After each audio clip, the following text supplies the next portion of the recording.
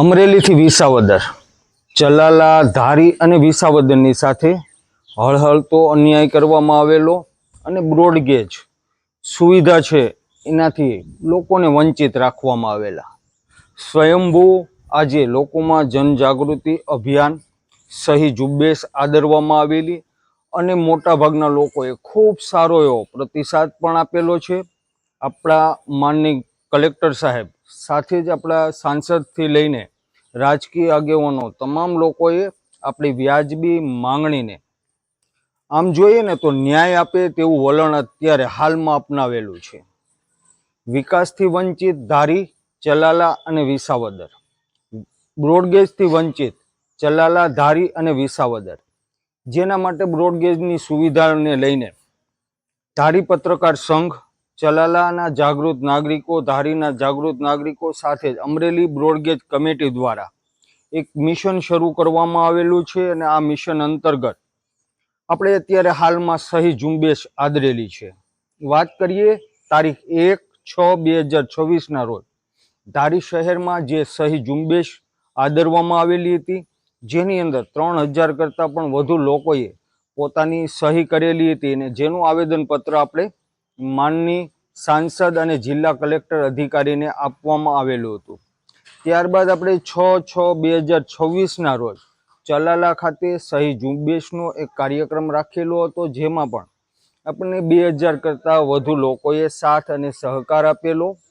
આ સાથે જ આપણે વિસાવદર શહેરમાં પણ આવો જ એક સહી ઝુંબેશનો કાર્યક્રમ બુધવારના રોજ સવારના 10થી બપોરના 1 વાગ્યા સુધી રાખવામાં આવેલો છે, જેની અંદર પણ સ્વયંભૂ લોકો જોડાશે એવી આશા અને અપેક્ષાઓ રાખી રહેલા છે. આમ જોઈએ ને તો ધારી, ચલાલા હોય કે વિસાવદર હોય, તાલુકાના ગામડાઓ હોય, જેમાંથી મોટાભાગના લોકો પોતાના રોજી રોજગાર માટે મોટા શહેરોની અંદર સ્થાયી વર્ષોથી દશકાઓથી થયેલા છે. જેવો વેપાર અને વ્યવહાર બંને અત્યારે હાલમાં કાઠિયાવાડ સૌરાષ્ટ્રની અંદર ધરાવી રહેલા છે અને વર્ષ દરમિયાન પોતાના માદરે વતન આવન અને જાવન પણ કરતા હોય છે.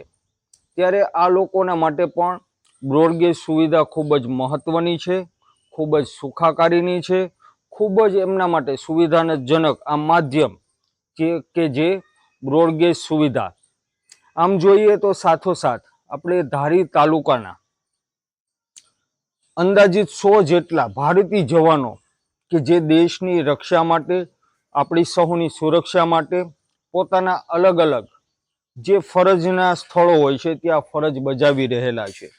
તેઓ પણ રજાઓ દરમિયાન પોતાના માદરે વતન આવે છે, પોતાના ઘેરે આવે છે, ત્યારે તેમના માટે પણ બ્રોડગેજ સુવિધા ખૂબ જ ફાયદાકારક બની રહે છે.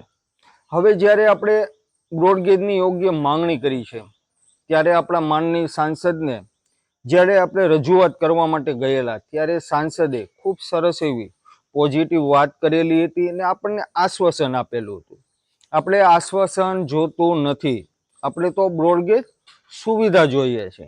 આપણે લોલીપોપ જોતી નથી, આપણે તો બ્રોડગેજ સુવિધા જોઈએ છે. ત્યારે આપણા માનની સાંસદે જે વાત કરેલી છે એમાં આપણે આશા અને અપેક્ષા જરૂરથી રાખીએ. આશ્વાસન તેઓએ આપેલું છે કે ભાઈ ધારીને, ચલાલાને અને અમરેલીને, અને તેઓએ લોકસભાની અંદર પ્રશ્ન પણ ઉઠાવેલા છે અને ટૂંક સમયમાં આપણને નાના મોટું રિઝલ્ટ પણ તેઓ દઈ રહેલા છે. સમાચારોના માધ્યમથી, ટીવીના માધ્યમથી આપણને દેખાઈ રહેલું છે કે આપણા માનની સાંસદ લોકસભાની અંદર બ્રોડગેજની યોગ્ય માંગણી કરી રહેલા છે. પરંતુ હાલ જ્યારે ધારી, ચલાલા અને વિસાવદરની જનતા સ્વયંભૂ સહી ઝુંબેશમાં જોડાઈ રહી છે, ત્યારે આવનારા દિવસોમાં ત્યારબાદ આપણે ટપાલ પણ લખવાના છીએ, ઈમેલથી આપણે ઈમેલ પણ કરવાના છીએ. સાથે જ જો એમ છતાં પણ આપણી માંગણી સંતોષવામાં ન આવે તો આવનારા દિવસોમાં આ જે મિશન બ્રોડગેજ છે એ આંદોલન સ્વરૂપે પણ કદાચ લોકો જે ઈચ્છી રહેલા છે, લોકો જે મિટિંગો યોજી રહેલા છે, ત્યારે આંદોલન તરફ પણ આ મિશન, આ મુહિમ વળી શકે છે. કારણ કે હવે તો ધારી, ચલાલા અને વિસાવદરની જનતા થાકી ગયેલી છે. ક્યાં સુધી તેઓને આ લોલીપોપ એક્સપ્રેસની અંદર અપડાઉન કરવું કે જે જુનાગઢથી ચલાલા સુધી ચાલી રહેલી છે, જે જૂના સમયપત્રક પણ પ્રમાણે નથી અને જૂના ભાડા પ્રમાણે પણ નથી.